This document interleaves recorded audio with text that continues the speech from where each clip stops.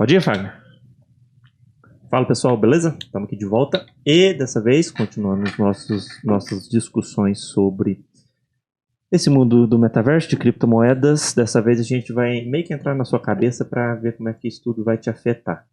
A nossa convidada de hoje é uma psicóloga, mas quem vai fazer a apresentação é o meu amigo que está sempre aqui, Marcelo. Vai lá, Marcelo. Pessoal, beleza? Tudo tranquilo? Vamos para a apresentação. Estamos hoje recebendo, e é sempre um prazer, a Lucimara Zanetti. Ela é psicóloga, psicanalista clínica.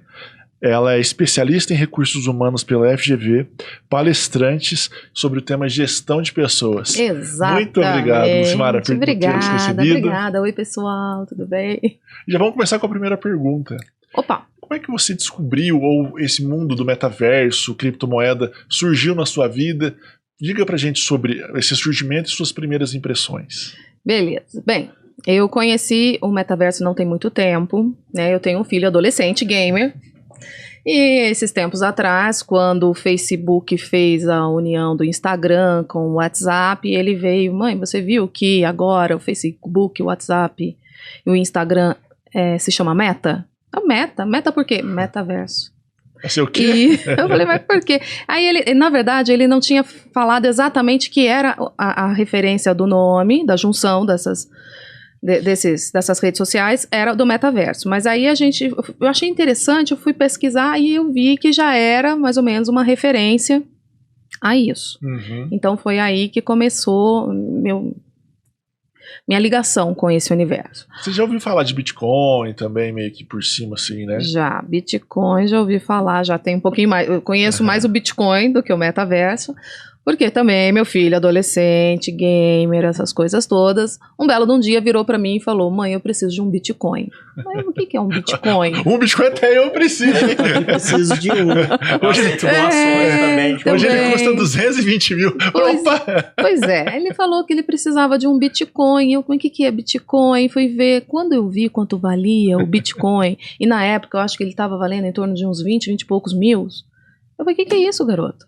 Eu também, eu quero vários bitcoins. Visionário Bitcoin. Já, hein? Hoje tá valendo 10 vezes mais. Pois é.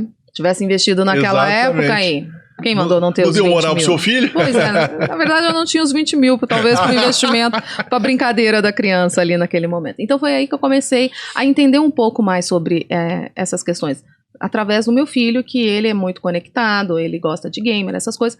Então, foi aí que eu tive contato com esse universo, né? Uhum. Até então... O que você acha? O que você tá achando, assim, quando esse primeiro contato? Primeiras impressões, além de pensar que negócio que é isso, como é que funciona, de onde vem? Eu acho assim, eu tenho duas visões sobre isso, né? Uma como profissional e uma como mãe. A minha visão como mãe, ela é muito assustadora, porque assim, é uma linguagem muito diferente da que eu cresci, né? Da que eu vivi, e a gente não tem muita familiarização com isso. Então, assim, pelo menos dentro da minha realidade real, eu não tenho muito contato com isso. Então, é meio assustador, porque Acho que a maioria dos pais, de modo geral. Não é? E aí, de repente, eles começam a falar uma linguagem da qual você não tem acesso, e você tem que pesquisar para você conseguir conversar com o seu filho adolescente. Sim. Então, você começa a ver, assim, como que as coisas vão expandindo numa velocidade que se você não se conectar, você não tem argumentos para falar com uma criança. Então, assim, eu me vejo um pouco assustada com relação a isso. Mas eu acho muito interessante. Uhum. É um assunto, assim, que toda vez que eu vou ler, vou aprender alguma coisa sobre isso, eu acho muito legal. Mas entrando só um pouquinho nesse lado de mãe ainda, antes do profissional. Sim. Às vezes, os pais precisam aprender os termos. Sim. Mas não quer dizer que aprendendo os termos, ele vai aprender o que o filho está fazendo. Às vezes o filho fala um termo, vai lá, pesquisa na internet o que significa o termo, mas não sabe nem aonde se aplica esse termo. Ele não conhece a dimensão real ainda. O que você acha os pais têm que se antenar? Eles têm que fazer um curso, têm que fazer alguma coisa, uma capacitação, ou têm que começar, ou tem que deixar meio que ao Léo? Acho que não, né? Não, ao Léo não. Eu acho assim, que o diálogo na família vai permear bem isso daí, vai unificar essas questões, porque os filhos acabam ensinando os pais, parece que houve uma inversão de papéis, né? Uhum. Porque essa linguagem essa linguagem digital, né, tecnológica, eles aprendem muito facinho. Muito facinho. Já faz parte do contexto nosso, já tudo isso. Exatamente. Por exemplo, meus filhos nasceram na internet. Eu não, né? Eu sou não sou tão assim, vai. Mas é de uma época, já existia o computador, hein? Já tinha computador. Nos Estados Unidos começando, mas já tinha. Você sabe do que eu tô falando, né, Marcelo? Você me entende. É por aí. Mentira, não entendo nada. Lucimara, uma curiosidade até agora que você falou isso. Você falou dessa questão da linguagem entre você e filho para se conhecer esse universo. E que, lógico, essa linguagem acontece através do diálogo. Mas o que você acha que fez perder essa questão do diálogo entre as gerações? Porque, por exemplo, voltando no tempo, se a gente for pensar, os nossos avós criaram a internet, veio depois a sua geração que aperfeiçoou e a nossa que faz o uso maior. O que você acha que perdeu nesse diálogo? O que você acha que aconteceu nesse meio período para perder esse diálogo e essa dificuldade entre gerações? Olha que pergunta complexa essa, né? Faz a gente pensar, mas vamos lá. Eu acho que a velocidade das coisas acontecendo, sabe? Eu acho que, assim, a geração dos meus pais é uma geração que vem de pós-revolução industrial ali, né, aquela pegada ali, que eram feitos para trabalhar. Então, você era um adulto se você conseguisse se manter. Sim. Então, você tinha que trabalhar, né? Essa geração hoje, que eu vejo do meu filho, não é uma geração que a gente coloca para trabalhar. Não é o que você fala assim, o trabalho, o dinheiro, porque eles ganham dinheiro jogando. Sim. Entendeu? E ganham muito mais do que um cara que talvez fez pós-doutorado em alguma coisa. Sim. Porque um garoto aí, um gamer, ganha... absurdos. Tem eventos de games, né? Só para estar. Vai estar nas Olimpíadas, só a se eu não me engano. Game movimentou 490 ou eles estão, não sei se vai estar, ou estão querendo colocar nas Olimpíadas os jogos virtuais. Esportes virtuais.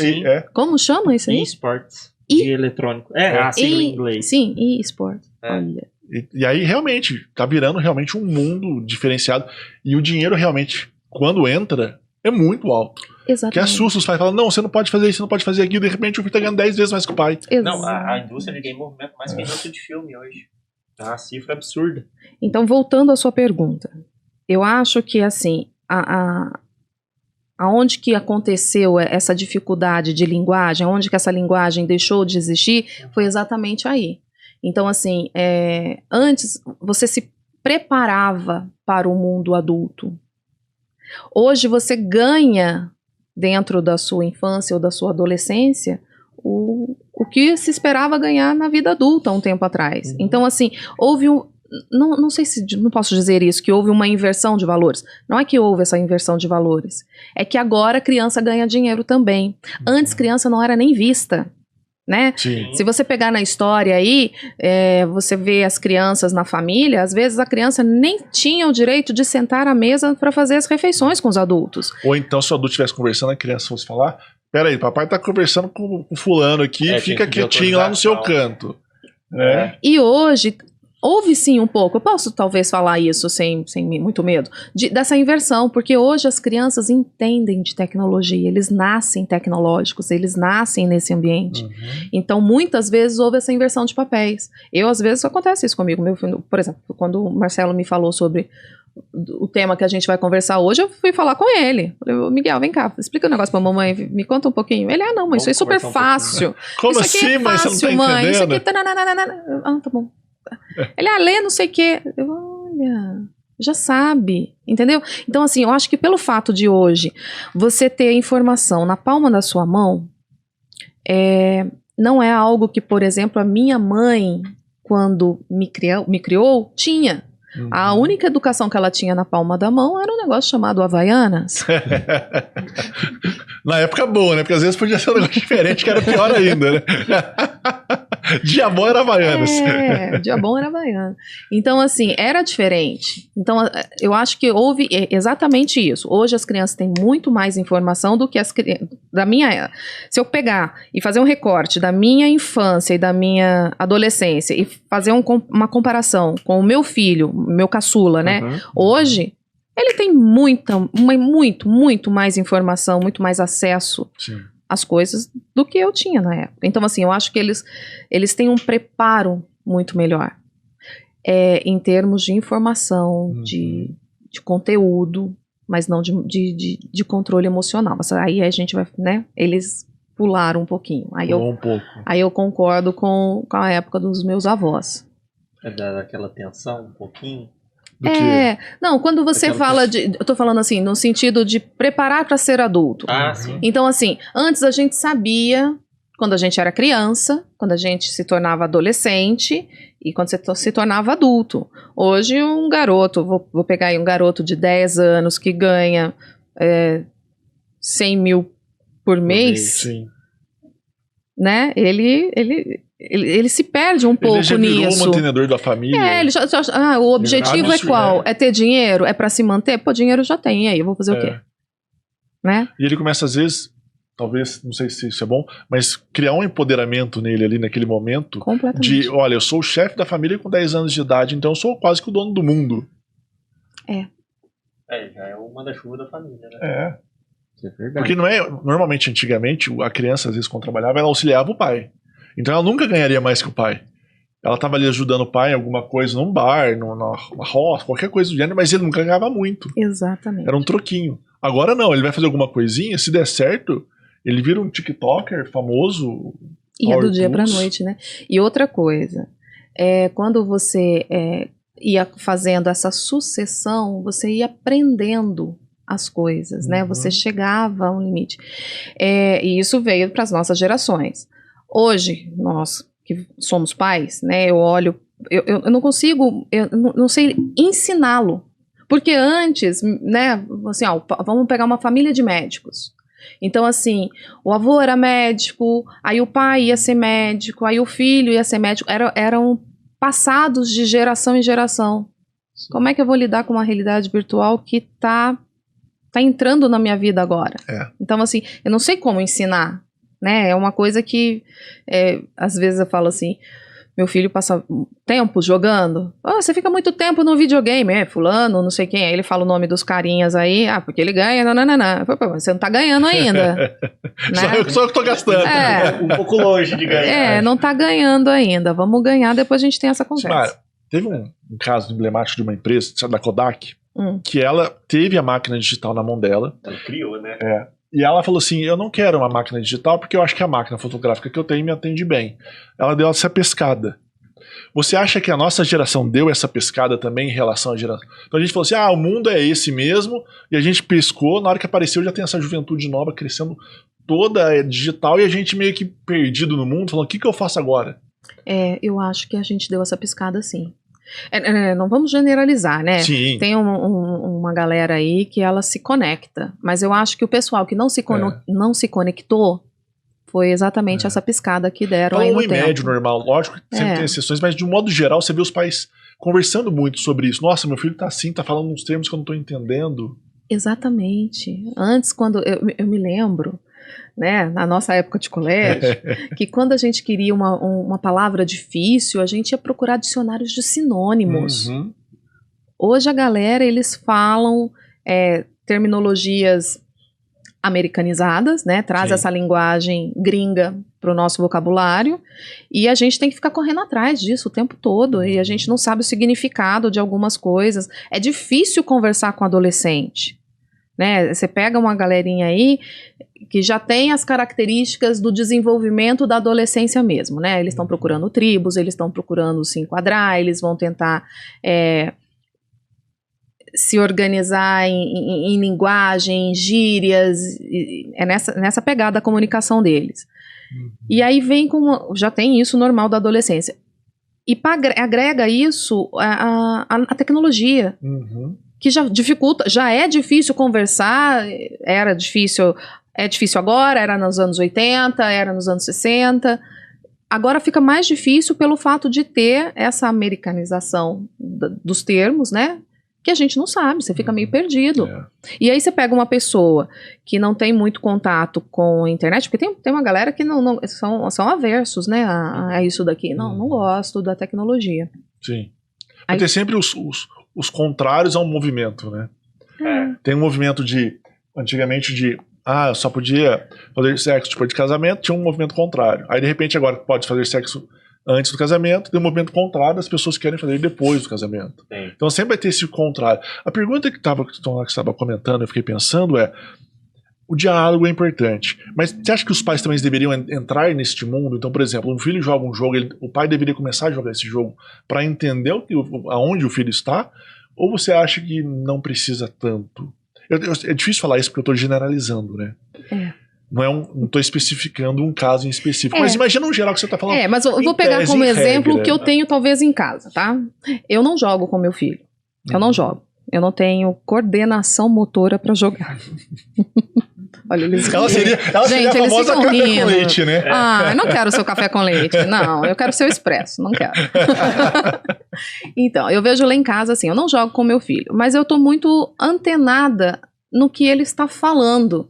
Então, às vezes ele tá jogando e eu me deito lá no quarto dele, mexendo no meu celular. E aí ele começa com uma linguagem dos jogos que ele gosta. Aí eu já tô lá, eu ponho aqui, dou um Google. Deixa eu ver o que é isso que ele tá falando. Deixa eu tentar entender. Então, eu acho importante você estar de ouvidos atentos ao que o seu filho tá falando. Né? O que o adolescente, e aí a gente pega bem essa pegada da adolescência, porque eles que estão mais envolvidos com isso, e fica meio que de ouvidos, né? No que eles estão falando. E às vezes ele fala alguma coisa, eu falo, o que é isso? Não, mas isso aqui é do jogo. Mas, então me explica o que é. Eu não tenho habilidade para jogar. Mas eu tenho habilidade para ouvir. Então, aí dá para ter um controle sobre isso. Um exemplo, puxando um pouquinho para esse lado do jogo. Hoje os jogos eles são online e as pessoas se comunicam dentro do jogo. O risco que todo pai tem é de ter um filho adolescente ou criança, conversando com alguém, sabe-se lá quem, do outro lado, que pode ser um impostor, né? Que pode ser, de repente, um pedófilo, ou então pode ser um cara que queira dar um golpe. Como é que estrutura isso? Como é que um pai estrutura essa vigilância, digamos assim? É difícil, né? Se você pensar assim, é muito difícil, porque eu converso muito isso com o Miguel, né? Com o meu menino. Tem que ficar atento às falas. Você tem que ficar você tem que orientar seu filho que embora pareça real aquilo ali, do outro lado você não sabe quem que realmente é. Então meu filho tem um grupinho que ele gosta de jogar, que algumas pessoas ele conhece, alguns amigos são reais. Você conhece os amigos? Conheço, eles são de verdade. Eles têm interação fora do mundo virtual também? Ou é mais lá? Com alguns, sim. Então assim, a turminha do colégio que o meu filho estuda, nem todos jogam, porque a família, enfim, cada família é uma cultura, cada casa é um caso. Então, assim, ele não joga com muitos. Mas ele gosta de jogar com o irmão, meu enteado, que é mais velho, que mora fora do país, que aí se aproximam, e aí eles estão juntos, né? Ele, entrando um pouco nesse tema.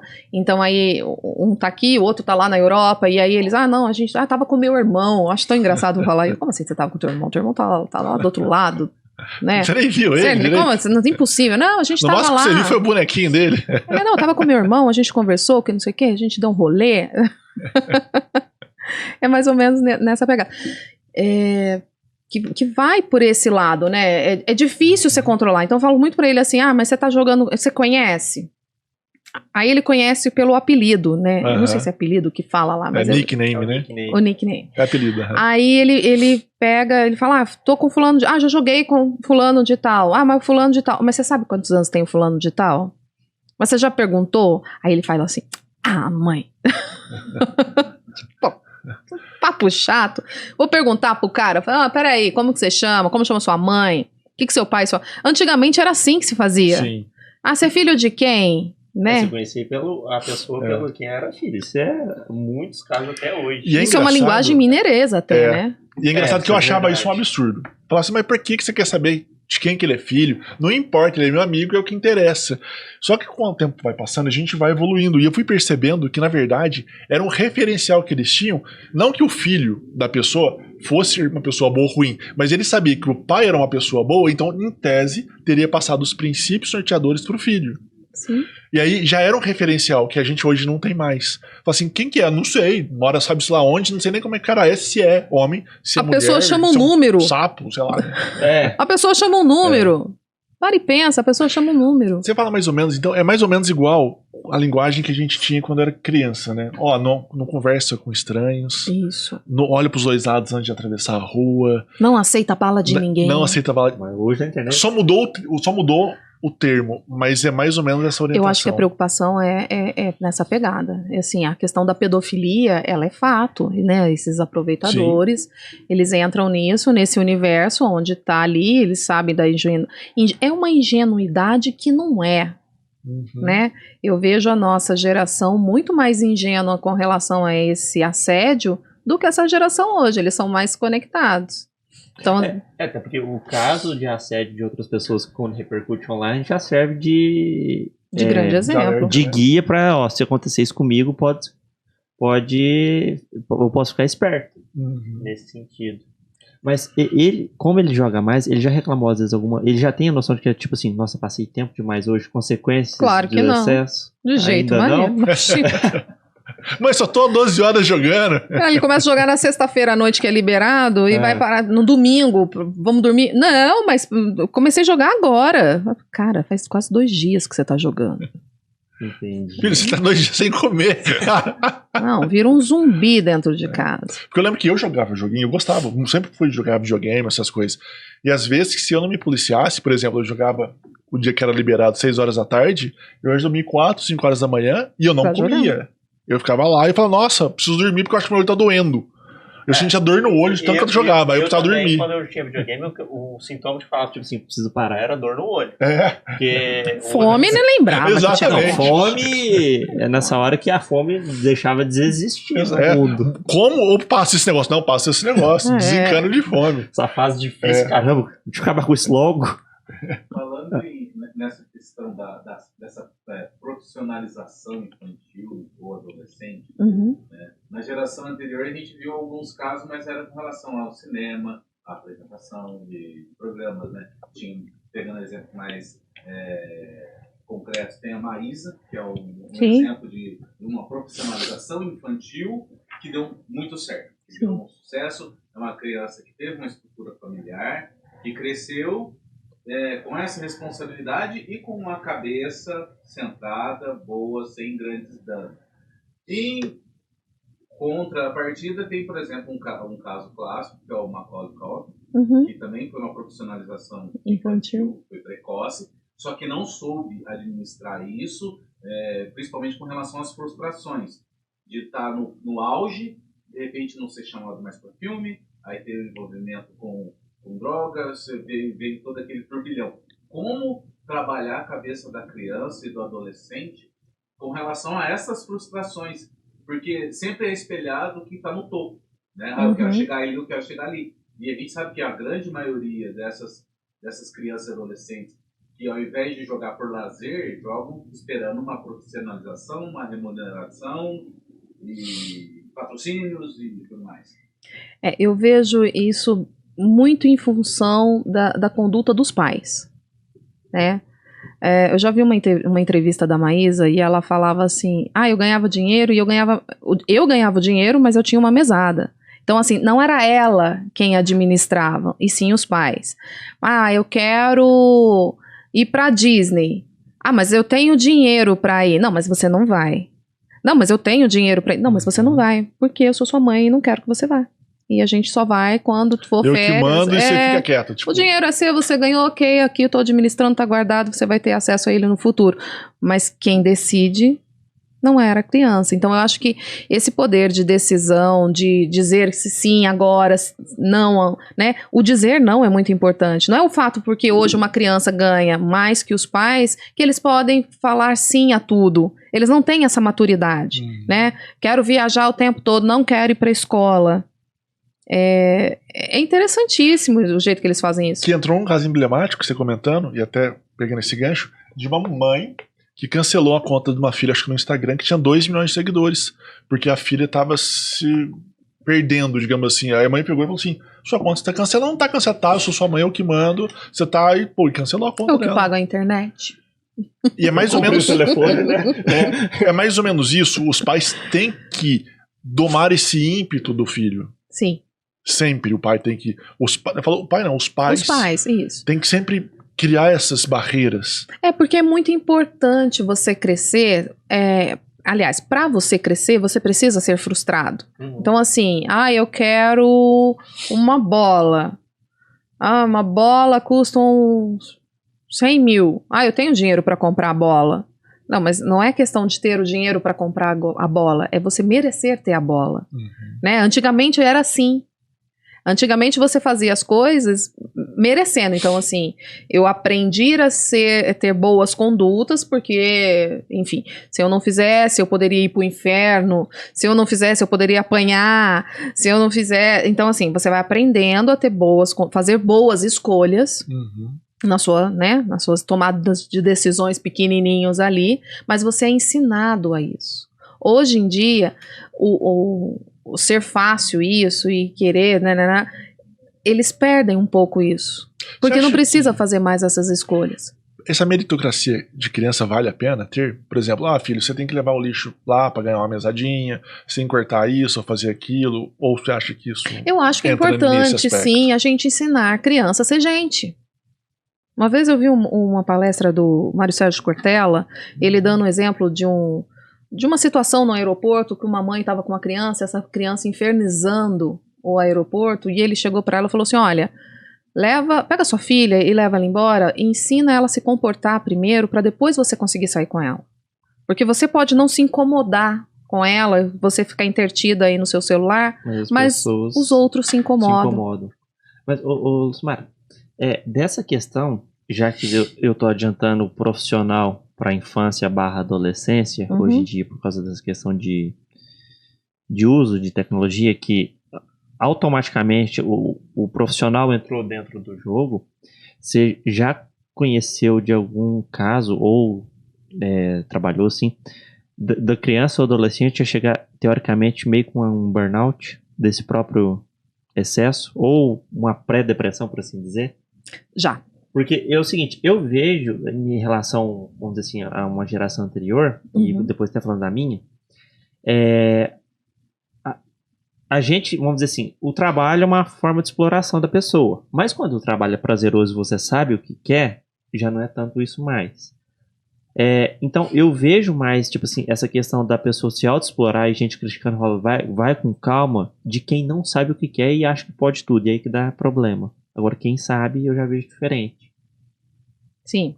Duas coisas que eu quero falar sobre isso que você está falando.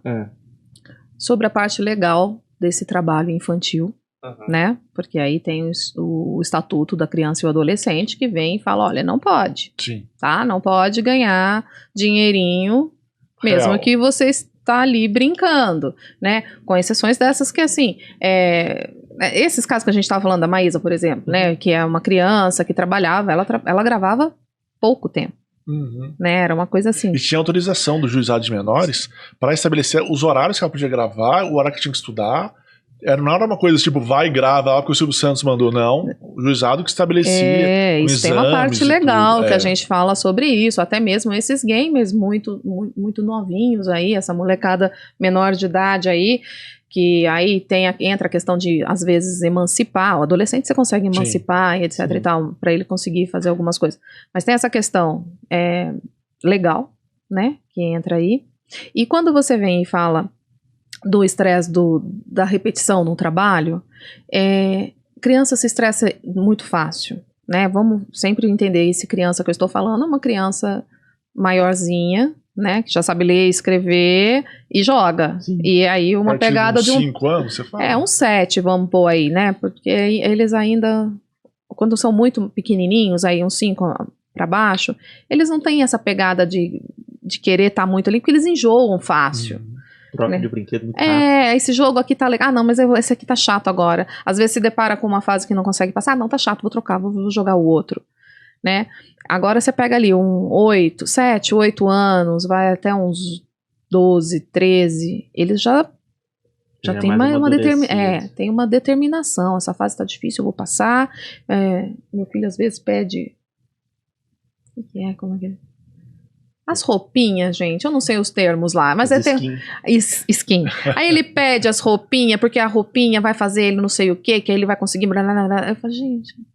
Mas tudo tem um lado bom e um lado ruim, né? Existe sim esse estresse, existe sim a questão de criar uma dependência disso, e tirar isso é como se você tirasse uma droga.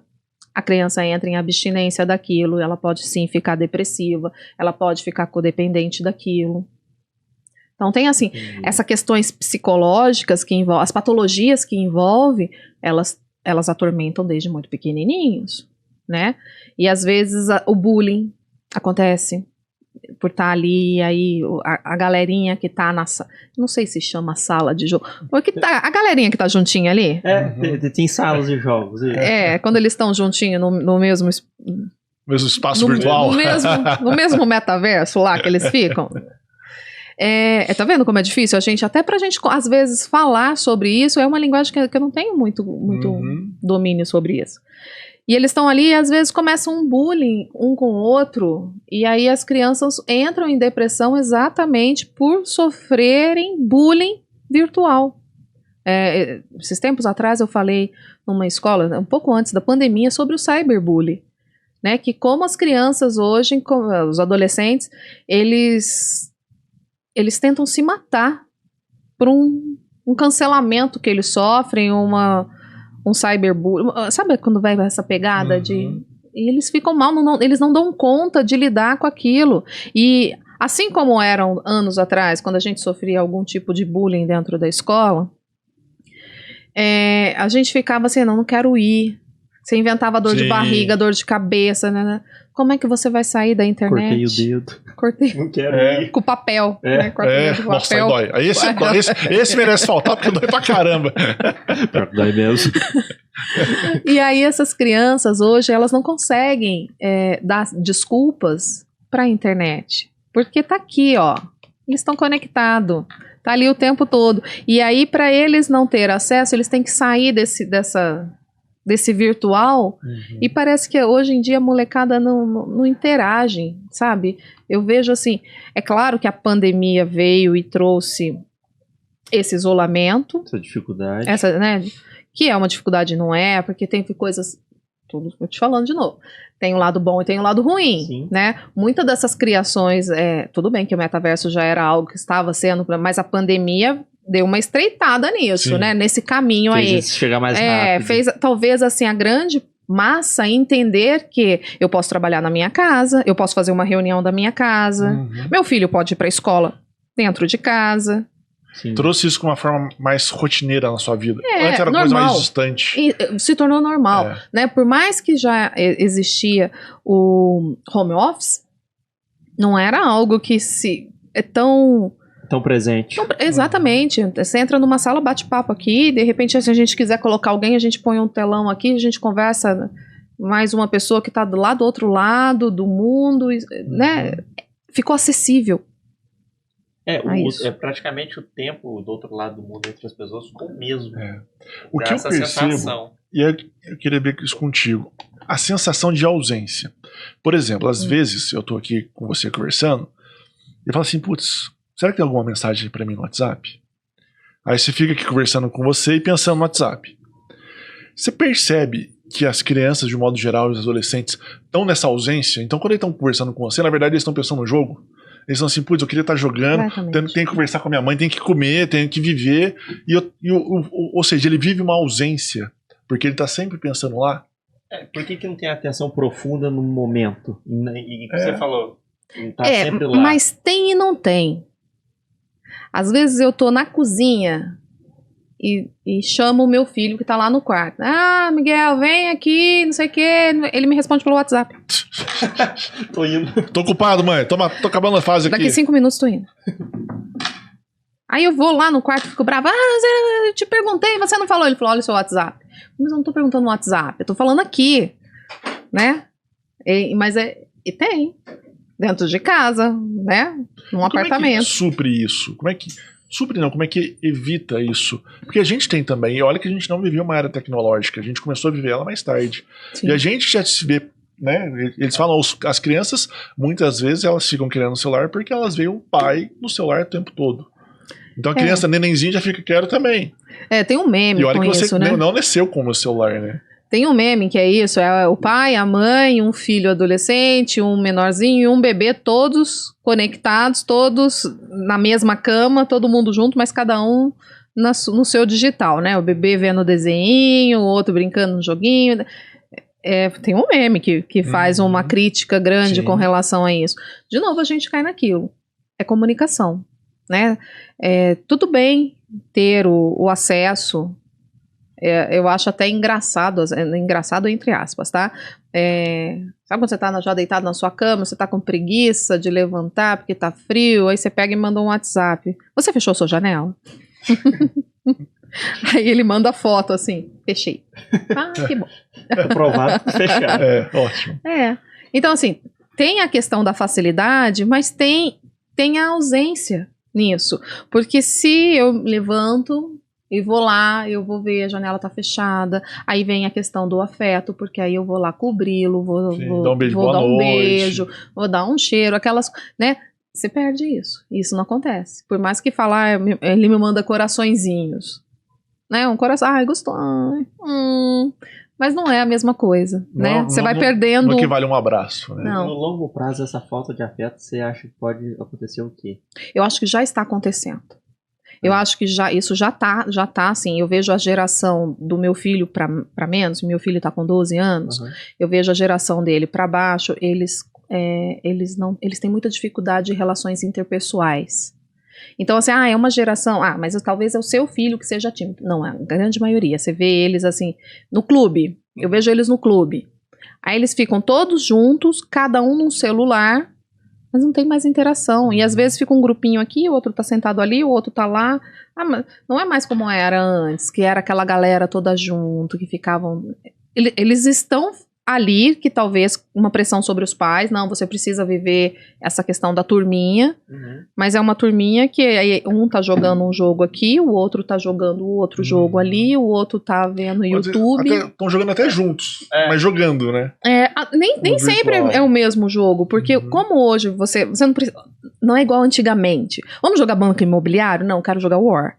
Não, mas vamos jogar banco imobiliário primeiro para depois jogar War. Não tinha como você jogar. Se você jogar War cada um primeiro, jogar você joga banco imobiliário que 3 dias. Depende da sua estratégia. Também. Mas enfim, antes você tinha isso, hoje não.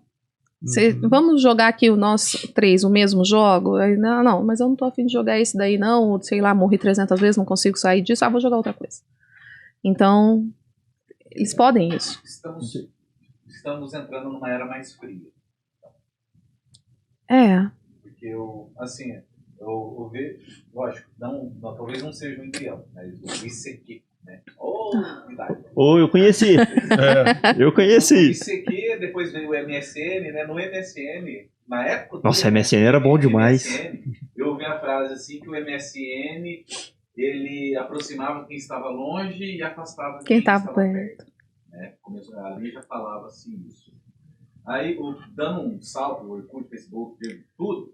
Então, assim, a pessoa quer conversar, tem sala de bate-papo, tem outros jogos. A pessoa quer sexo, tem o Tinder.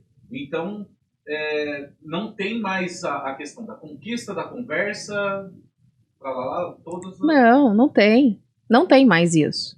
Eu falo assim, essa geração, para se reproduzir, vai ser difícil. Porque eles não conseguem se paquerar. Acho que eles vão pro Tinder. Vamos. Pronto, acabou. É assim, funciona. Chega lá, nem fala oi direito, já vai pro... Não sei seu nome. Olha as pessoas se revelando na mesinha. Entendi.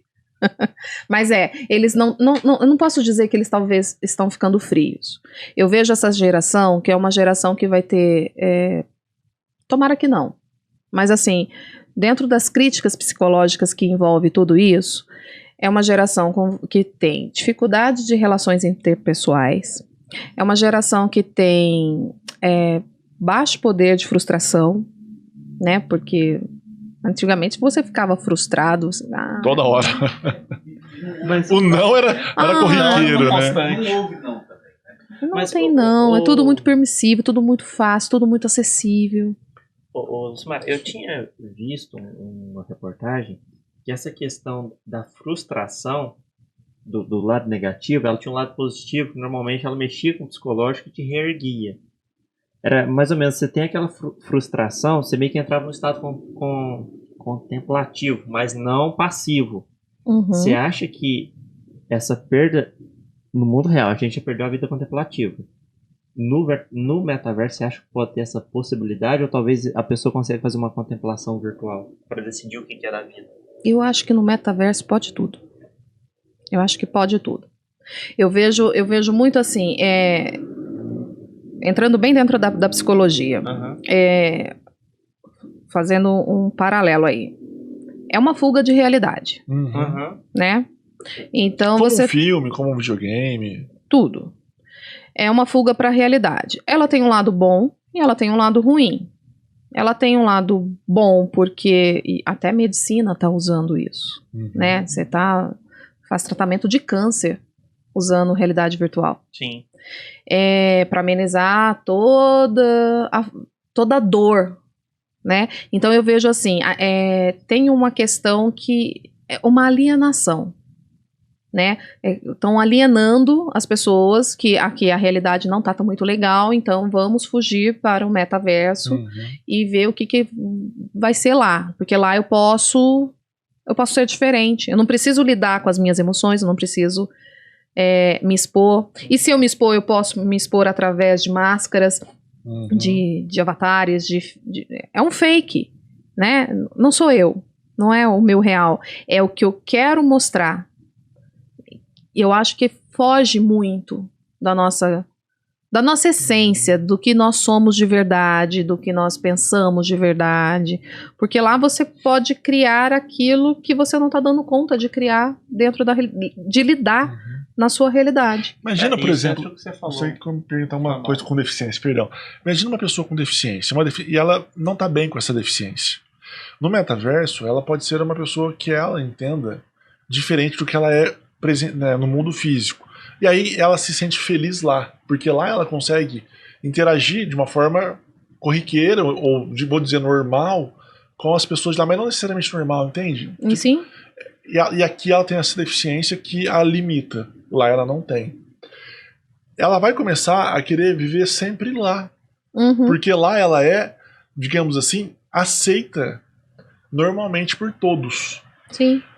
Qual é a consequência que causa isso nessa pessoa? Além de uma depressão, uma psicose, além de tudo isso. Além de tudo isso.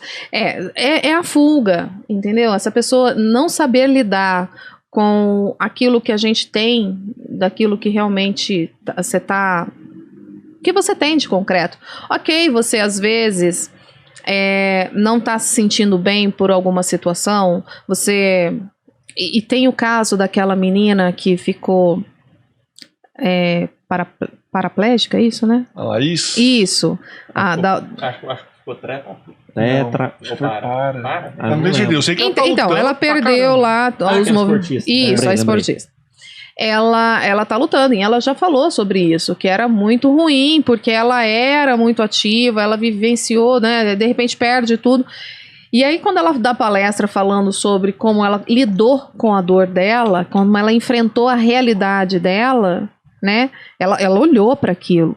Quando você sai daqui para olhar para sua dor, para suas limitações físicas, e vai para uma realidade onde você pode correr, andar, pular, e que você não tenha nenhum tipo de limitação física, você está fazendo uma fuga da realidade. Sim. Isso é chuva, né? É chuva. E eu deixei o guarda-chuva dentro do carro. Falei, tem sol, não vou precisar trazer o guarda-chuva. Então, quando ela faz essa fuga para dessa realidade, isso pode trazer consequências em voltar para a realidade. Quando eu estava pesquisando sobre a questão do metaverso, eu vi um experimento que eles fizeram. E o cara passou 24 horas dentro da realidade virtual. Quando ele voltou, além de ter algumas questões físicas, tontura, alguns enjoos, coisa física mesmo, fisiológica. Ele teve reações fisiológicas. Ele ficou em jejum nesses 24 horas? Será? Não tinha essa informação pra te dar. Né? Mas ele ficou lá. E também não sei te dizer como. Né? Penso eu que essa ficada foi com o óculos de realidade virtual. E quando ele dava um sanduíche, ele comia. Deveria ser mais ou menos beber água, alguma coisa assim. Aí falava assim, questões básicas de quando você tá com a realidade virtual, você pode tropeçar, passar mal, essas coisas assim.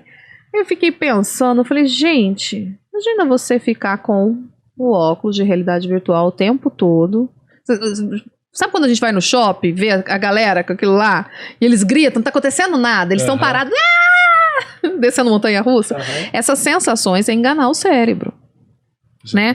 Então, assim, dependendo do tanto que você usa isso, que você fica ali enganando o seu cérebro, vai chegar uma hora em que ele realmente vai confundir o que é real e o que não é real. Né? Ele vai te fazer buscar a realidade, o virtual, para ele ficar ok. Ficar bem. Porque eu acho que aí vem aquela questão sobrevivente do cérebro, né? Eu preciso sobreviver. Se aqui tá me fazendo mal e aqui tá me fazendo bem, eu quero ir bem. Eu falo assim, o cérebro foi feito para ficar no útero. Tá chovendo pra caramba. Acho que o Fagner vai tirar grande parte do ruído. Põe um filtro aí, mas Fagner, por favor. Se não tirar, é porque a chuva tá. É chuva, né? Olha que delícia a chuva. Isso porque o tempo hoje estava lindo, maravilhoso. Eu achei que não ia chover hoje. Mas voltando... Vamos voltar para a realidade virtual. Vamos voltar pro virtual, porque a chuva é real. Perdi um pouco, eu tava falando. Quando ele volta, né? Quando ele voltou das 24 horas. Isso, e você vê o pessoal fazendo essa fuga dessa realidade, indo buscar isso como uma forma de não sofrer, isso é ruim. Porque, lembrei que eu ia falar, não era isso não. O nosso cérebro, ele foi feito para ficar dentro do útero, entendeu? Ele não foi feito, tanto é que a gente usa, não chega a 10% da nossa capacidade, pegando os caras bem inteligentes, entendeu? Okay. Olha lá. Temos então que não usa nem 2%. Tem o pessoal que está usando um pouquinho menos aí da sua capacidade, porque a gente não consegue desenvolvê-lo, a gente não sabe todas as questões... todas as estruturas, tudo que a gente pode usar dentro do nosso cérebro. Né? E tem um filme que fala sobre isso, Lucy, já assistiram? Que é aquela menina que ela tem uma Johansson lá? Não sei como chama ela mesma. É ela. Que ela tem uma explosão de drogas dentro do corpo dela. Ela super inteligente, né? Potencializa o cérebro e ela vai desenvolvendo. Bem interessante isso. Então a gente não sabe exatamente quais são, como que a gente... as consequências, entendeu? Desse metaverso, dessa realidade virtual, quais são as consequências disso? Porque, primeiro, porque o acesso a isso ainda é muito caro, né? Então, é uma elite que usa isso. A elite tem condições suficientes de tratar, fazer terapia, psiquiatra, meditação. Fisioterapia, se precisar. Tem. Qualquer coisa, né? Agora, por colocar isso na massa, a gente não sabe aonde isso vai parar. Né? Então, se coloca isso numa elite que tem condição de tratar qualquer disfunção que isso aconteça, é uma coisa. Jogar isso na massa, a gente não sabe, né? A experiência em massa ainda está para acontecer. Eu fico imaginando, por exemplo... Pode perguntar, Silvio. Eu ia te perguntar, já que o metaverso virou essa fuga, e lá eu preencho o que eu não sou aqui... O que você acha que pode ser levado dessa falta? O que contribuiu para o vazio daqui, desse mundo, e lá, teoricamente, eu preencher? Porque quando você desliga, volta tudo. Então, eu acho que isso tem uma... Você acha que as pessoas não sabem mais o que querem? Foi uma falha de educação descobrir a vocação? Ou você acha que veio tudo de uma vez e todo mundo ficou perdido? São suposições. Eu vejo isso muito correlacionado com inteligência emocional. Né? Você pega aí esses CEOs que estão dentro desse universo. Eles não passam tempo nisso. Não, eles não passam muito tempo. Eles não vivem isso. Não mesmo. Né? Eles estão fazendo outras coisas reais. Não, eu falo por mim, porque eu nunca esqueci dessa reportagem. Uma das melhores reportagens que eu vi uma vez. Que os CEOs do Vale do Silício, a partir do momento que eles criavam as tecnologias, o acesso delas aos filhos era sempre retardado. Então, tipo assim, Uma coisa eu fiz que a reportagem falou e deu certo pra mim. Eu tirei a televisão do quarto. O meu sono hoje é perfeito. Agora eu tô tentando tirar o celular. Só que eu preciso do despertador ainda. Aí o celular fica debaixo do travesseiro. É ótimo. Aí... Por causa da radiação, né? Por causa da radiação e tal e tudo. Eu tinha visto isso e quando eu tirei a TV do quarto, meu sono melhorou em 70%. Eu durmo profundamente e acordo no outro dia bem. E aí o que me marcou foi quando... Eu nunca esqueci disso. Quando saiu o iPad, e o repórter que tinha feito essa reportagem, ele falou com o Steve Jobs na época mesmo. E o Steve, ele tinha feito uma crítica negativa e ele perguntou assim pro Steve o que os filhos dele achavam do iPad. Aí foi que veio a bomba. Ele falou assim, ó, nunca mexeram. Exatamente. Então, isso foi algo que foi chocante pro repórter. Quando eu li a reportagem dele, foi chocante pra mim. Mas o que você acha que faltou para preencher essa questão? Tipo assim, se eu não usar, não vai me trazer uma falta de interação? Eu acho que as pessoas buscam isso por diversos motivos. Né? Falta de controle emocional. Eu acho que hoje o pessoal, eles fogem para não ter que lidar com a dor. Né? Lidar com a dor ninguém quer. Não. Ninguém quer, assim... sofrer, seja por que for, porque não conseguiu o cargo que queria, porque se separou, porque o filho foi embora, enfim, por qualquer motivo, né? As pessoas não querem lidar com a dor. Então, ao invés de ficar aqui chorando, eu vou entrar na internet, eu vou ver, olha, tem um joguinho legal, olha, esse joguinho eu posso criar um personagenzinho, olha que bonitinho, eu posso ser loira, eu posso ter o cabelo compridão, eu posso ter 1,80 m. Entendeu? Tudo é possível. Olha aqui, eu posso ter um carro bacaninha. E aí fica mais fácil. Eu acho que facilitou-se uma vida que você não precisa correr atrás de mais nada. Né? Se você fica ali, dentro desse mundo, você pode fazer muitas coisas que aí você não precisa ser dono da sua vida. Entendeu? Você não precisa tomar decisões na sua vida. Porque se der errado aqui, tudo bem, eu tenho outra. Exatamente. Eu posso voltar para essa que tá horrorosa aqui mesmo. Tenho 3, 10, 400 vezes, que é diferente da nossa vida, né? Você não pode tomar uma decisão muito errada, porque pode ser que as consequências sejam nesta vida, lá na frente, que em tese a gente não sabe como vai ser pós-morte, mas em tese é a única que a gente tem. Sim. Se você erra. Isso não gera um erro, de repente? Não corre um risco dessa pessoa entrar num choque de realidade? Ela vai vivendo lá, de repente ela volta a viver aqui. E quando ela cai em si, fala assim, eu perdi minha vida. Tenho, sei lá, 50 anos e vi no mundo virtual e não fiz nada aqui. Por isso que eu tô te falando, a gente ainda não sabe. O que a psicologia tem se falado sobre isso? Sobre as psicoses, né? Então, assim, você pode desenvolver patologias, né? Porque a realidade virtual, você tá tentando ali, né? Com aquele óculos, vivendo coisas interessantinhas, legais ali. Isso mexe direto no seu sistema límbico. Então tem uma questão que está ali, é um estímulo visual que age direto no seu cérebro e você vai liberando todas as sinapses, substâncias, hormônios que o sistema límbico causa. Então você tem emoções. E isso, assim, a gente pode ver isso de uma forma muito clássica quando você vai num shopping que tem um aparelho de realidade virtual ali e a galera entra ali, não está acontecendo nada. Né? O pessoal não tá numa montanha russa que tá tendo uma queda livre, bababá, ele tá sentadinho numa poltrona bem confortável, que no máximo ela dá umas mexidinhas. Mas isso, né, aquilo engana seu cérebro. Você tá tendo um estímulo visual como se aquilo tivesse realmente acontecendo. E é muito interessante quando você tá no shopping. Seu cérebro não percebe, né? Não, ele não consegue diferenciar. Porque a partir do momento que você tá com aquele óculos, né, que você tá ali dentro do metaverso, tudo aquilo parece ser real. Então você tem emoções, você tem ali, né, uma descarga mesmo fisiológica acontecendo dentro de você.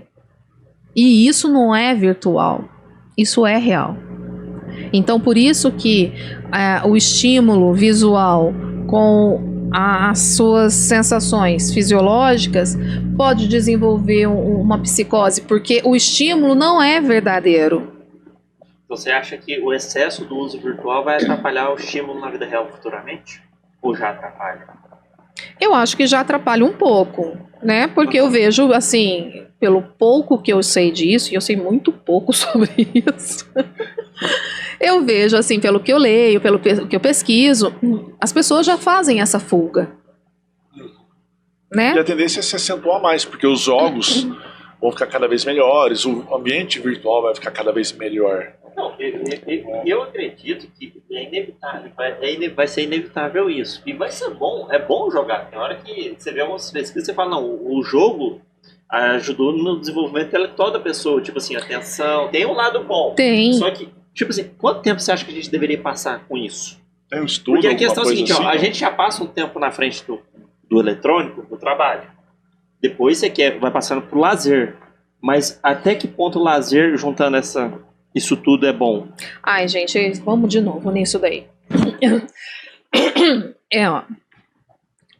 Teve um dia que eu levei meu filho no oftalmo, e eu crente que o oftalmo, eu falei pro oftalmo assim, não é prejudicial ficar na tela o tempo todo, que bababá, bababá, babá, fala pra ele que isso vai ser ruim, que ele vai ficar cego no futuro. Corrobora o que eu tô falando aqui. O olho ficar ressecado, por falta de piscar. Aí, ele disse assim, ó, não acontece nada. Tá? Você aí, mãezinha, que tá achando que seu filho vai ficar na frente de uma tela e aquela tela vai ser extremamente prejudicial à visão do seu filho, não vai, até mesmo porque as telas hoje são feitas para dar conforto para você assistir. Então, assim, a luminosidade, a qualidade em pix, tô falando alguma bobeira, vocês me corrigem, tá? Mas a qualidade disso é para ter um conforto para você ficar mais tempo vendo aquilo. Então, assim, ele me disse, oftalma do meu filho, beijinho pra você. Não me ajudou muito nessa hora, não mas tudo bem. foi muito legal com a mamãe, foi a mamãe. Filho, seu felizão. Tá vendo? Ele falou que não tem problema nenhum. Então, assim, nesse sentido, não é prejudicial. Né? Não causa. Até tem a CRO, como que chama, de oftalmologia, o conselho da classe, eles têm pesquisa sobre isso, falando sobre algumas coisas, então tem um pessoal que é a favor, tem um pessoal que é contra, o olho ressecado, porque você não pisca, dá uma piscadinha, mas você poderia ter o olho ressecado não jogando, tem outros motivos, mas hoje em dia a medicina tá aí para ajudar, então tem colírios que você pica, lubrificante, eu fico de lente às vezes o dia todo, não fico na tela, e eu sinto também esse ressecamento, então, né? Não vamos fazer uma associação uma coisa a outra. Mas eu perdi, eu ia te falar um negócio, você estava falando antes. Se faz mal, quanto tempo que seria o ideal para seria de uso? Eles dizem que em torno de 30 minutos. 30 minutos dentro de uma realidade virtual não te causa nenhum tipo de prejuízo. Dentro da realidade, tá? Então, pegando o metaverso, pegando aquele óculos e ficando ali. Cara, aquele coisa assim, se ele fechadão, dentro da tela, né? Você usando o metaverso ali na tela, que você tem aqui, mas você tem noção da realidade. Seria um jogo, né? Você tá ali num videogame. Você tem noção da realidade, você olha ali, tem uma cama de verdade, tem um cachorro que passou de verdade, tem a buzina que passou na rua, os estímulos reais ainda estão ali. Eles dizem, na cozinha. Chama na cozinha, responde pelo WhatsApp, viu, filhinho? Eles falam em torno de, lembrei que eu ia te falar, que em torno de 2 a 3 horas. Por dia. E seria 2, 3 horas seguidas ou meio que espaçadas? Esqueci de novo que eu ia te falar. Você vai lembrar. Na hora que eu lembrar, eu vou parar e vou falar, tá bom? Tem aí esse tempo aí. Não, mas seria 2, 3 horas espaçadas ou seria seguidas? Contínuas. Porque não teria problema você ficar... Você escolhe. Então não afetaria. Totalizando o tempo, tá ideal. Agora, em termos emocionais, você ficar ali estagnado, parado o tempo todo, só numa atividade. Lembrei. Fala, esquece. Sobre criar estratégias, tá? Já vou pegar esse gancho aí. Beleza. Dos jogos ser bom para criar estratégia. A criança ficar ali por 2, 3 horas, estagnadas, paradas, sem ter contato, cai de novo naquilo. A criança não vai brincar, não tem relação com o amiguinho, não tem relação interpessoal, não tem interação. Não tem interação. Então eu vejo assim, a molecada, tem uns que se destacam, que vão ali, eles são muito amigos entre eles, né? Mas aí se tá meu grupinho aqui, e eu vejo o seu grupinho aí, a gente não interage mais. Né? A não ser que eu passe perto de você, eu vejo, olha, ele tá jogando o joguinho que eu jogo. Você já passou essa fase aí? É nisso daí, mas não tem assim, oi aí, né, passa com... Não tem. Antigamente a gente tinha agenda de telefone. Você acha que dificulta uma criança que fica, mesmo nesse grupinho, que ela fica no jogo, muito tempo no jogo, quando ela vai conversar com a outra pessoa, ou com outro coleguinha dela, você percebe que há uma limitação na conversa? Elas não conseguem conversar por muito tempo e já se perdem? Não, eu acho pelo contrário. Eu acho que eles têm muita informação, eles têm muitos assuntos, eles conhecem muitas coisas, eles navegam por vários assuntos. Então, entre eles é bom. Assunto, por que não conversa? Exatamente, é essa a crítica. Né? É exatamente isso. Porque é mais fácil. Aqui, ó, eu interagir aqui. Eu não preciso falar, eu não preciso olhar pra você pra ver se você tá gostando do meu papo ou não. Eu não preciso ler o que você tá, né? Porque o corpo fala. Eu não preciso ter essa leitura sua. Ali na realidade, gostou, se não gostou, sai, tchau. Bloqueio. Mas você acha então que a pessoa consegue conversar? Talvez ela não consiga conversar com pessoas diferentes. Seria mais isso, então? Eu acho que eles não precisam disso. Eles não veem essa necessidade, né? Antigamente, se a gente quisesse, sei lá, ir tomar um sorvete, você não queria ir sozinha, você entrava em contato com os coleguinhas, né? Vou ligar pro meu amigo da escola, vou ver, aí a mãe de um deixa, a mãe do outro não deixa. Nananana. Hoje em dia, não. Hoje em dia, eles pedem um iFood. O sorvete vem na casa, eu não preciso ir até a sorveteria tomar sorvete. Ela vem. Então, essa tecnologia toda tá vindo. Lembrei que eu ia te falar, eu vou fazer esse gancho agora. Manda ver. Sobre o jogar, fazer mal, a questão da vista, se pode, né, o que causa isso. Tem o lado bom e o lado ruim. Tem algumas pessoas que vão falar assim, olha, não é legal ficar tanto tempo em tela. Mas tem outros estudos que comprovam que, por exemplo, antigamente se falava para o filho para criar estratégia, põe o filho para aprender a jogar xadrez. Ele vai aprender a criar estratégia, ele vai compreender, vai ter visão de jogo. Você quer que seu filho seja um estrategista? Dá um videogame na mão do garoto, entendeu? Põe a molecada aí para fazer estratégia no jogo. E tem umas menininhas que estão aí dentro desse universo, que elas são gamers aí, que criam estratégias melhor do que CEO, né? Porque o jogo tá ali, a tomada de decisão tem que ser rápida. Sim. Né? Meu filho joga que ele mata as pessoas. E aí, de repente, ele fala assim, eu vou matar aquele cara, ele... É rapidinho, né? O negócio funciona ali. Então, assim, olha, se eu fui pegar aquele lá, e às vezes eu tô vendo ele jogar, eu falo, mas menino, você só mata as pessoas, não tem um assim, igual o Super Mario, que antigamente você batia cogumelo. Aí ele fala pra mim assim, mas matava também. Matava. Mas tem um futebolzinho, então? Matava, mas não tão explícito igual é. Lá no Super Mario você fala fazer pum. Você matava em tese um vilãozinho, né? Não, hoje em dia ele vai lá e... Então, assim, aí também tem uma questão, né? Que as pessoas falam assim, mas se jogar muito esses jogos violentos vai deixar a criança agressiva? Esse negócio que tem que matar, e sempre tem... É uma guerra. Eu falo por mim, acho que não, eu adoro um jogo de tiro. Pois é, mas não matei ninguém. Se isso fosse real, na nossa época, nós que somos adeptos ao banco imobiliário, estaríamos milionários. Não é? Então, assim, o jogo é prejudicial? Não. O que é prejudicial? É o meio que a criança está inserida. É a criação. Tem até uma historinha que diz assim, o pitbull é um cachorro agressivo, ele é violento. Não. Ele não é. É a forma com que você cria ele, é a forma que dono, você... Né? Tem uma outra historinha que fala de um índio, que você fala, olha, nós temos dois lobos. Um bom, que são os sentimentos todos positivos, e um mal, que são todos os sentimentos negativos. Aí o o índiozinho lá na tribo pergunta pro sábio, mas e aí? Qual deles que vence? Aquele que você alimenta. Então, assim, você tem que tomar escolha, fazer escolhas. Não é o fato de você saber, dentro de um jogo, atirar, que dentro da sua vida real você vai sair matando a galera. Até mesmo porque eu acho que esse universo de jogo, o pessoal que tá muito nisso são os nerds. O pessoal que gosta de um... E não são o pessoal que tá ali, vou sair matando todo mundo. Não mesmo.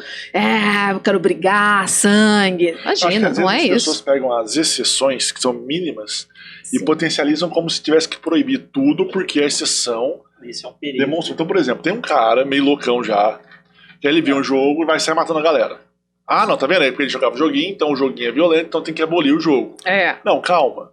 Então a gente tem que abolir nossa vida, porque tudo, em algum momento... A sociedade é violenta. Exatamente. A sociedade é violenta. A arma faz mal, a faca faz mal, a televisão faz mal, tudo faz mal. Que jogo que a turma das cruzadas jogava? Exatamente. Que jogo que eles jogavam? Agora, assim, o metaverso, né, e a gente já vê isso até em jogos sem ser relacionado ao metaverso, mas é polêmica. Você acha que o metaverso vai contribuir, de repente, para as pessoas, entre aspas, totalmente entre aspas, continuarem no armário? Porque, por exemplo, a gente vê muita questão desde a época do The Sims, que aí era uma mulher loira, bonita pra caramba no jogo, mas na vida real era o Jorge, dentro do apartamento dele, que queria manter esse outro perfil, essa outra realidade dele no virtual. Tendo a possibilidade de ter um metaverso com tanta... até por questão de sensibilidade, estão desenvolvendo luvas, formas de se ter cheiro, toque, vai contribuir para alguma parte das pessoas, entre aspas, continuarem no armário? O que eu estava lendo um pouco sobre esse assunto, que assim, o metaverso ele vai contribuir um pouco para as questões sexuais, sim, né? Até mesmo pela facilidade que isso já tem, né? Precisa ter uma boa internet para você ter uma noite bacana. Para você ficar você precisa de uma internet legal, né? Mas eu acredito que sim, porque o que eu vejo sobre isso quando você busca um metaverso, você está buscando, e aí eu me pergunto e me questiono com isso, e às vezes eu quero discutir mais, e é interessante porque não são todos que estão ligados nisso. Quando você está numa roda de psicólogos e você vai conversar, e você fala assim, o que você pensa sobre o metaverso? Oi? Metaverso? Mas o que é exatamente? Você tá falando, né? Porque isso é tão novo, gente. Assim, pro pessoal que tá dentro disso, vivendo isso, já não é novo. Entendeu? Quando eu falei pro meu filho assim, você sabe o que é metaverso? Nossa, claro. Eu falei, gente, eu escutei essa palavra essa semana. O que é essa criança? O que esse menino tá falando? O metaverso, pode explicar pra mamãe? Então, o pessoal que já vive nisso, né, já tá ali, isso já não é novo. Né? Antigo, nossa, gente, isso aí é de 2020. Super antigo. Não, o termo metaverso é de 92. Mais antigo ainda. Eu não sabia que era de 92, Olha só. Eu tava pensando que era por conta... o termo né? Porque o carinha lá do Facebook, o Mark Zuckerberg. Isso, ele fez a... Mas não foi ele, então, que criou isso? Não. Ele só incorporou pra dar uma ar de novidade em algo que já não era novo. Ele tá tentando sair na frente nessa corrida. Pois mas, vamos pegar a coisa antiga aí. Quando a gente pega desenhos da minha época, que não é muito antiga, que é assim, recentemente, esturdia aconteceu isso. Tinha um desenho, os Jacksons, que eles andavam em carros voadores. E tinham automação na casa. A casa era toda automatizada. Só tá faltando os carros voadores. Mais ou menos, porque aquele carinha lá, o Elon Musk, ele tá fazendo investimento nisso, né? Ele tem ele não sei se ele vai chegar nos carros voadores, mas acredito que sim, o lance dele é o elétrico, por enquanto. Mas é o passo seguinte, um passo talvez. seguinte, eu também acho inevitável. Daqui a pouco a gente vai vir de nave aqui. Eu esqueci de ver o que aconteceu quando ele colocou um chip no cérebro, acho que de um porco, e agora ele quer implementar em cérebros de humanos. Tipo assim, a região do cérebro que não funciona bem, teoricamente se libera o impulso elétrico e outras coisas, você calibra e funciona. Isso é aquilo que a gente comentou, a gente vai ter dois humanos. Vai ter o humano híbrido, que vai ser esse computador, e o humano normal. Então esse aqui vai ser o rico, isso já existia, exatamente, isso já existia na ficção. Agora a ficção tá virando realidade. É assustador isso, né? Um cara que ele tinha um microchip na ponta do dedo e o que tinha lá era a chave da casa dele. Então ele, na maçaneta, tinha um lugar que ele chegava o dedo e fazia assim, a porta abria. Então já era implantado. Eu não lembro quando ele fez isso. Mas olha, e eu achando que o chip podia ficar só no cachorro e a função era pra gente achar o cachorro quando perdia. Já tava de bom tamanho, né? Já tava feliz com isso. Não, esse eu lembro. Ele usava chegar na porta da casa e ele fazia assim com o dedo, a porta abria. Ele já tinha na ponta do dedo. É um negócio, tipo um grão de arroz o chip. Ou ele pôs aqui sim e a proximidade fazia. Não lembro agora. Mas, deixa eu um pouquinho além. Imagina que talvez um dia a gente consiga mudar do mundo físico para o mundo virtual. Não vou colocar os problemas que podem gerar relacionados quem que vai ser o provedor sobre isso, não, sabe? Só imaginar que a gente consiga ou ficar muito tempo lá. Aí a gente não vai poder ter o corpo que a gente deseja, não vai ter fome, em tese. Você vai poder talvez ter uma casa, você vai poder ter uma coisa. Você acha que isso seria bom ou ruim pra gente, pro ser humano de um modo geral? Eu acho que a gente não ia viver. Né? Ia perder completamente o que é vida. É você viver lá, né? Mas é viver lá. Só que a gente precisa de coisas reais. Uns toques, talvez. Seria você aqui, lá. Olha que frase psicótica isso, gente. Seria você aqui lá. Exatamente. Gente, parece, tô no manicômio conversando com as pessoas. Ó, imagina você nessa situação. Seria da mesma forma no mundo virtual. Então você estaria vendo desse mesmo modo, você estaria tocando a mesa, você estaria tocando o celular. Mas eu tô numa sala branca, sem nada. Não, uma sala assim.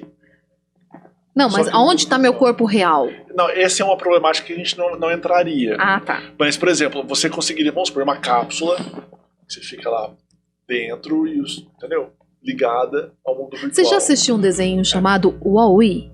Eu já. Muito bom. É o que eu tô falando, quando o Black Mirror tem umas coisas assim, sabe? Umas problemáticas nesse sentido. Entendi. Dá medo de assistir.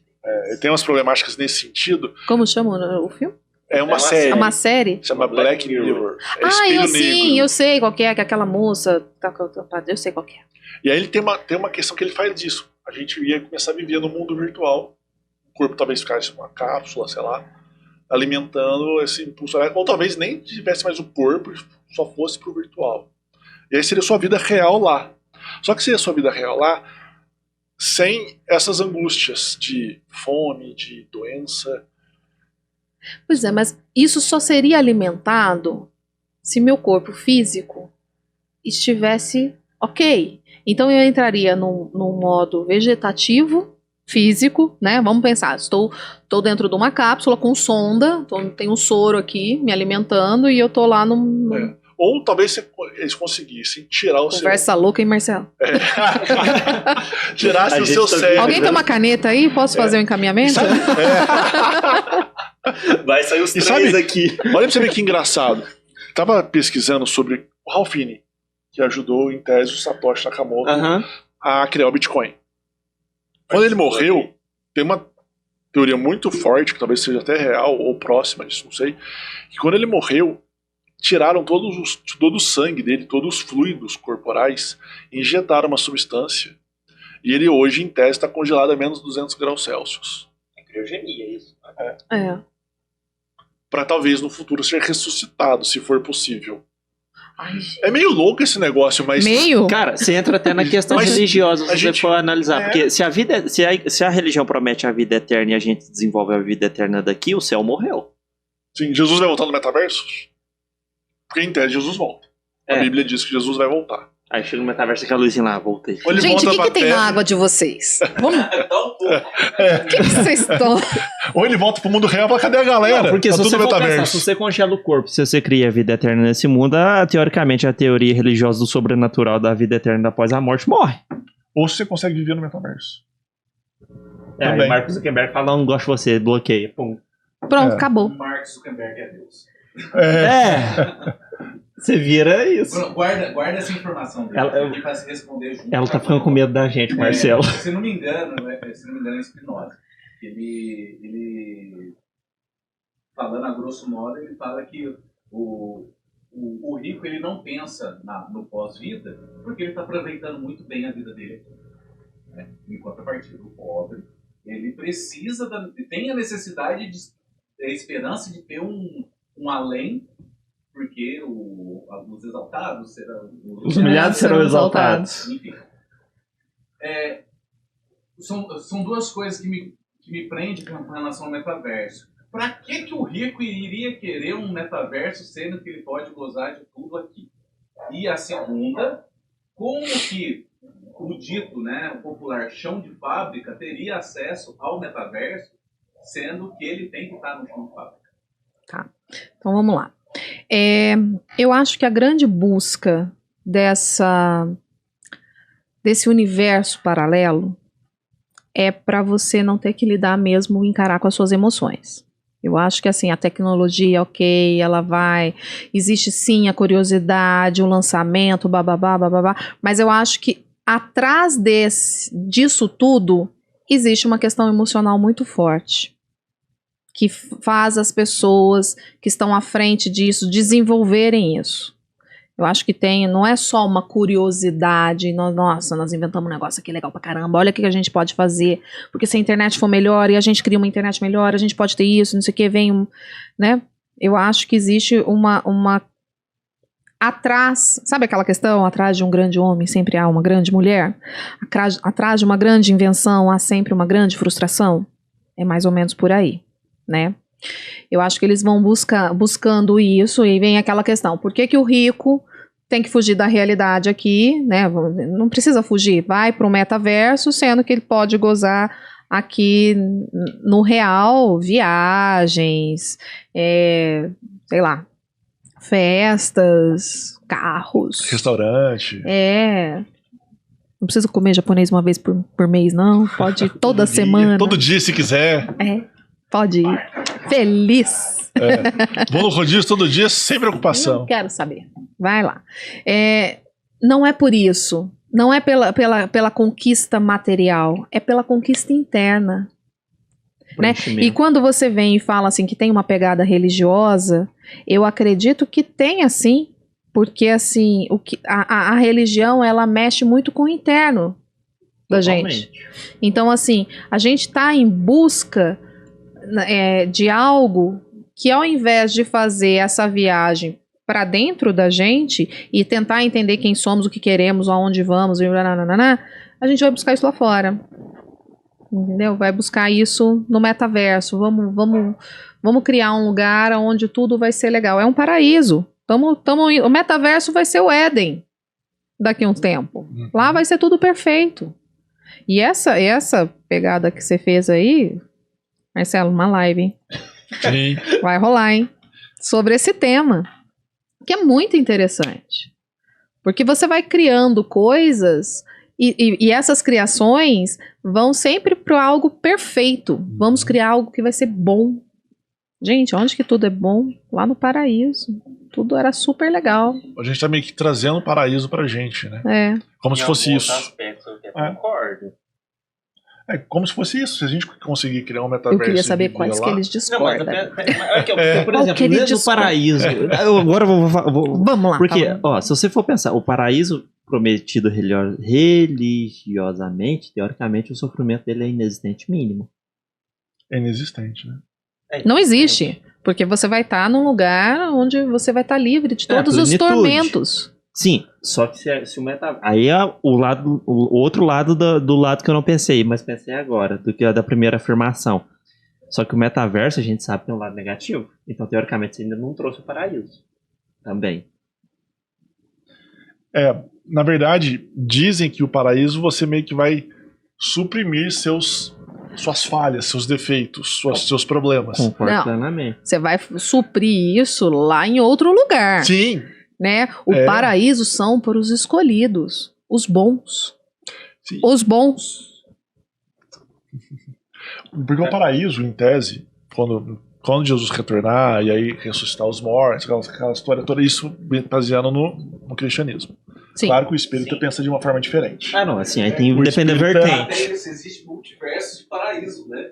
Porque Boa, Fagner. o testemunho de Jeová é aquele paraíso que você tá conversando com o leão, abraçando um tigre e tal. Pro espírita é um outro. Tem aquela. Pro espírita é a novela A Viagem, você assistiu? Isso. É aquele lá, o campo. Aí tem um outro Não é lá que bonito? o cara vai. Tipo, ele tem 40 virgens esperando ele Sim. do outro lado. É o islamismo esse. Né? Islamismo. Então, assim, até dentro do paraíso vai ter a questão do multiverso também. Então, mas em tese, dentro do paraíso, os seus 7 pecados são suprimidos. Você não tem mais os pecados capitais, que são os pecados norteadores da falhabilidade humana. A gula, Mas a no luxúria, metaverso, esses aí, né? Mas no metaverso, você ainda tem. A luxúria. Tem todos eles. Todos. Talvez a gula, até a gula, mas não sei se vai ter como comer lá dentro, no metaverso. A gula. Mas talvez exista mesmo. Verdade. Mas, por exemplo, a preguiça, luxúria, cobiça. Mas a preguiça é um dos Todos melhores vão ter. dos pecados. Ele evita que você faz os outros 6. Qual? A preguiça. Você não é Se você é preguiçoso, você não vai fazer o resto. Exato. Preguiça. Só dormir, ótimo. Não, pra quê? Mas em tese seria um paraíso meio mascarado. Aí vem. Ela é junto com a procrastinação. Né? Eu já fui procrastinador, hoje não sou mais. Olha só. Quem não? Não, bem menos do que Olha lá, antes. e já tá. Não é que assim eu não sou mais, não. Não, tá bom, sou ainda, vai. Tá bom, já sou. Só que sou um Não, eu pouquinho. tava dizendo assim, quem não é? Todo mundo tem em algum momento e que procrastina mesmo. Até por insegurança, né? Medo de falhar, de errar. É isso daí. Simara, você vê que o tema a gente pode caminhar muito nele. E a gente vai ter que fazer novos podcasts sobre Fechou. isso. Dá Você tem muito assunto. mais algum questionamento, Fagner? A gente pode. Nossa, tem Monte, né? O tempo não dá. Não, a gente pode marca fazer uma série. novos. A gente Exatamente. passar a parte 2 desse podcast. 3, 4. 3, 4. Nossa, vai longe. É só Não, a gente parte, deu só dessa parte que você tá falando de paraíso aí, do multiverso, paraíso e tal, dá mais 2 horas. Nossa, gente, E olha, eu tinha feito uma cola, viu? Que Olha você aqui, trouxe gente. essa Eu água? fiz Então. cola aqui, viu, gente? Tem cola. E aí eu falar sobre as patologias que envolve isso. Ficou aí. Não, as nossas perguntas também. A gente. Nós paramos na primeira. Exato. Pum. O Marcelo falou, vamos fazer umas perguntas. Tá, ok. Mas isso que é assunto bom. Assunto bom é esse. Que não sai do lugar. Ou fica. fala várias muito. variáveis. ou começa uma coisa e transcende para outra. E traz variáveis. O problema é se a gente faz todas as perguntas e fala assim, então, Lucimara, 12 minutos de conversa. Você pode dançar? Você sabe aquelas dancinhas do TikTok, né? Do avião. TikTok, vamos lá, pergunta. Vamos, TikTok. Manda lá. Tic-teco. É algum tipo de problema ou alguma patologia, principalmente adolescente, que normalmente a gente tá andando na rua, aí do nada a gente olha pro lado, tem alguém fazendo a coreografia. Nossa, eu acho isso muito estranho fazer no meio do lugar assim. Você tá passando assim, tipo, você tá passando no terminal, assim, você olha pro lado, você tá uma menina, um rapaz fazendo. A mãe tá comprando um negócio na loja e a menina tá do lado dançando. Não sei dizer exatamente se isso chega a ser patológico, tá? Porque os adolescentes, eles se comportam de maneira... Estranho. A gente já foi assim também, gente. Mas se não é patológico, a pergunta é por que vicia? Então... Eu pensei, uma quando coisa- o Fagner falou isso, eu falei, tá, aí ele falou, não é patológico, mas por que vicia? Então, mas não é bem viciante, porque o vício, ele é contínuo. Então, hoje tá a musiquinha lá do avião, a princesa e a pressão, vocês estão vendo que eu tô por dentro, né? Aí amanhã muda. Aí a semana que vem já não é mais essa musiquinha. Aí é outra musiquinha. Eu acho que isso tem mais a ver com aceitação e inserção no meio do que um vício. Eu acho que o pessoal, essa molecada, ela busca isso mais para se sentir parte do TikTok. Então, se eu não sei a dancinha do TikTok, eu não tô no tipo, como é que eu vou saber o TikTok? Eu sou lascado, eu nem tenho TikTok. Qual uso o iPhone? Não, porque assim, elas ficam treinando, tá até entendendo que elas ficam treinando a musiquinha pra dançar bem. Gente, na nossa época a gente dançava passinho. O que vocês estão falando? Não.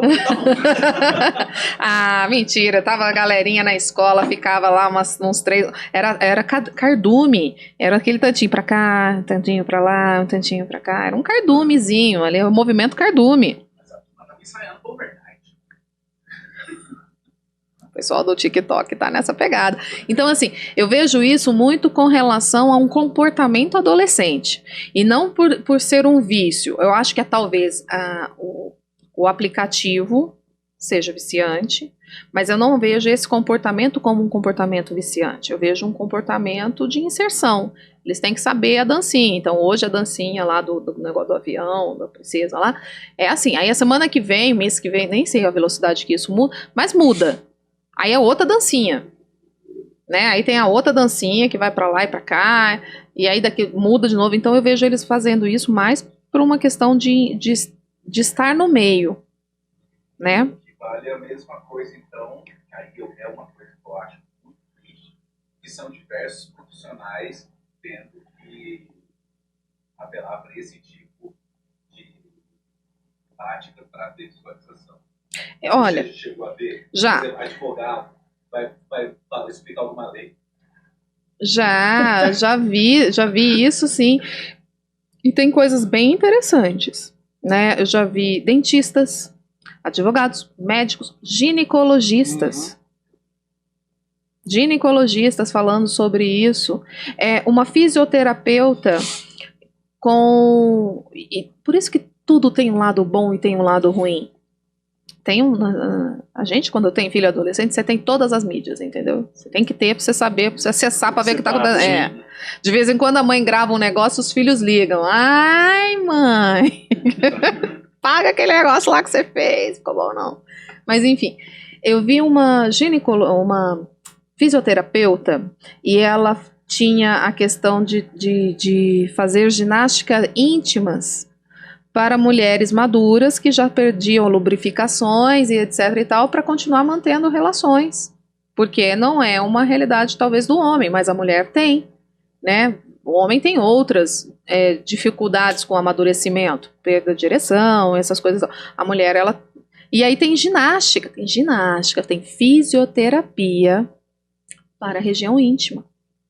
Então ela e se talvez ela não tivesse ali no TikTok ensinando a dancinha que faz para musculatura, e aí a criança tá lá com a avó passa, a avó vê aquilo, olha, isso aqui, deixa eu criar um TikTok também, vamos lá, vamos aprender isso daqui. Então fica fácil acessar as pessoas, porque como se trata de, por exemplo, uma geração da minha mãe, vou pegar, mulheres aí de 70 anos, que são casadas, mantêm ainda uma intimidade, mas talvez parou de ter intimidade com o parceiro por questão de dor, perder lubrificação e aquilo deixar de ser prazeroso, e aí, então envelheceu, perdeu o desejo? Não, o desejo existe, perdeu foi a umidade da região.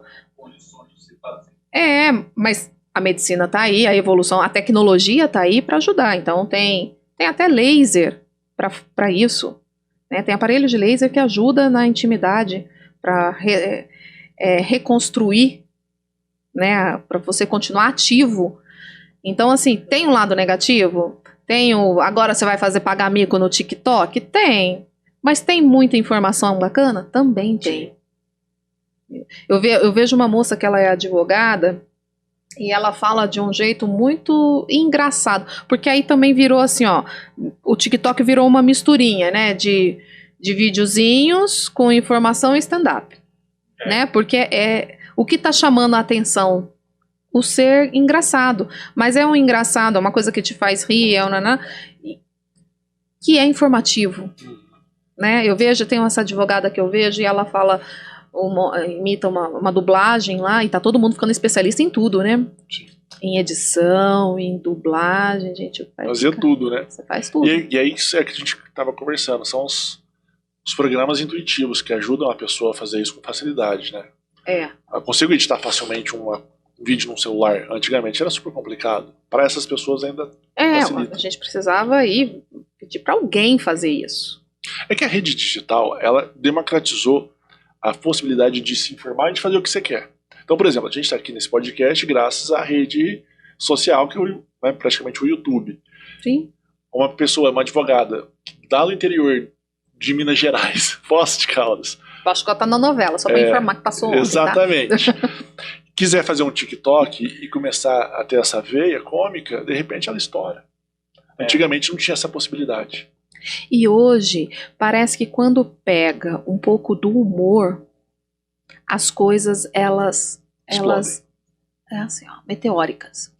É o último, né? Só que eu acho que tem que tomar cuidado, de repente o advogado tá lá, homicídio, gritando. Tem que ter um... Então, essa moça que eu vejo ela... Esse toque, né? Esse toque, né?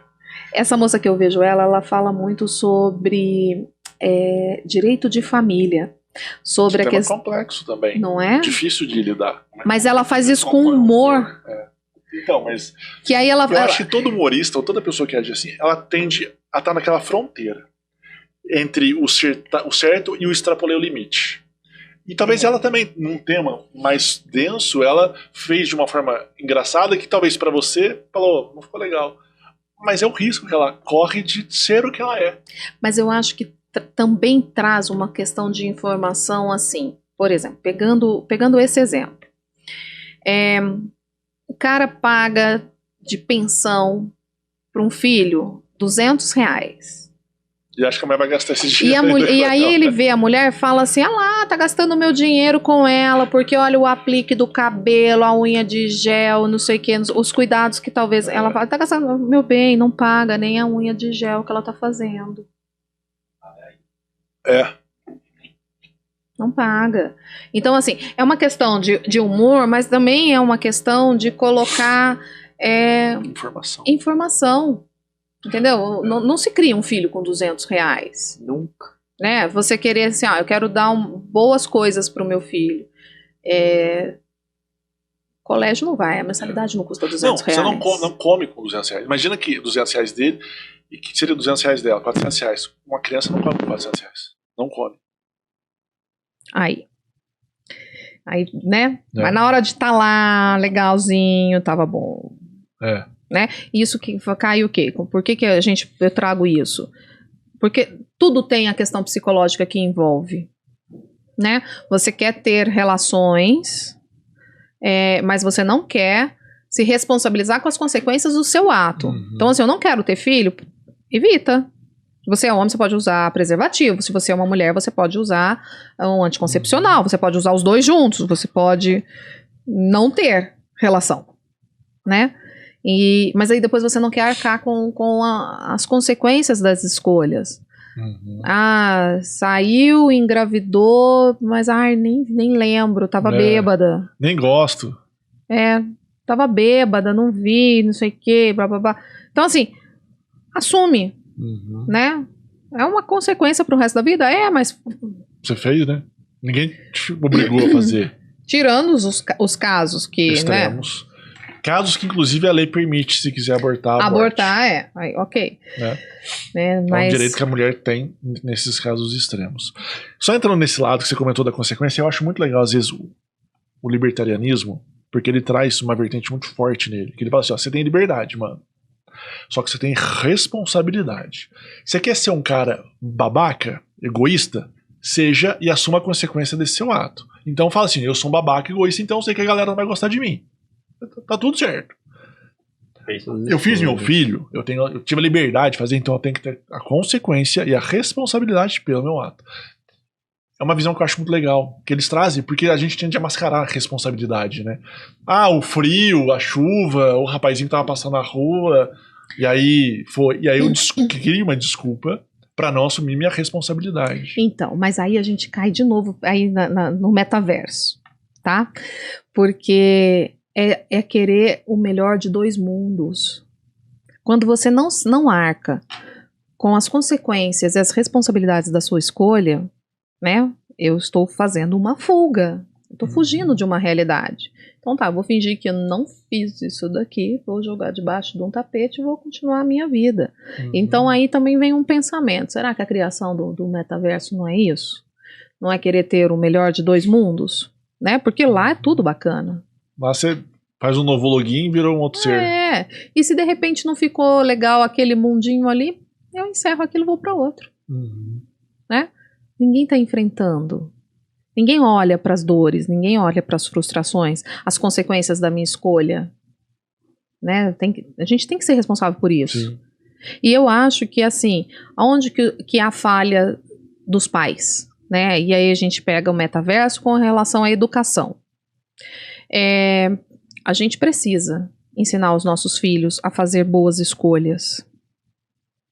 E arcar com as consequências de uma escolha que talvez achou que era legal e de repente teve uma consequência que ele pode achar que é negativa. E as consequências, mesmo quando são negativas, elas têm algo bacana para dizer. Te ensina a não fazer de novo. Né? Você não precisa cair, tropeçar num buraco que está na calçada todas as vezes para você. Bastou tropeçar uma vez ou alguém te orientar, ó, cuidado, você pode cair ali. Você já vai se desviar, você não vai precisar cair ali toda vez, ou cair de novo, ou cair de novo, ou cair de novo. Igual eu, quando tô tentando jogar o joguinho lá. Ou o Homer. É bem isso.